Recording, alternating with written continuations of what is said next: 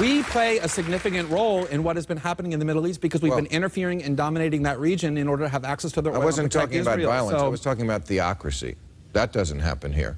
No, well, okay, that doesn't happen here, but at the same time, Iran isn't invading lots of other countries and occupying them for a decade, nor are fundamentalist Muslim countries the way the United States is. So these things are interlinked because we are continuously interfering in that part of the world. And so to say... Really, it's all our fault? It's not all our fault, but when you send your military for 6 straight decades into other countries to bomb them, kill their children and women and innocent men, prop up dictators, yeah, you take responsibility. I don't think we can take all the blame. I don't think we should. I think we should take a lot of it. And there's lots of bodies and corpses that have been piled up in the name of Christianity and Judaism as well.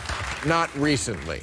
Have you heard of the occupation of the West Bank and Gaza for the last 50 years, motivated in part by extremist views of Judaism, or the wars in Europe, or the fact that there were generals in the United States saying we have to go and invade and destroy Iraq, a country of 26 million people, because our God is bigger? Lots of religions, not just Islam, produce violence. Liberal view that all religions are alike because it makes you feel good. No, it makes you feel good to say our side is better than people over there are primitive and violent. No, it makes you feel good to put a crown on your head and say, I'm a good person. How do I prove that? You get to ignore the responsibility that your own government has for the violence and instability in the world by saying, look, it's that primitive religion over there that's to blame.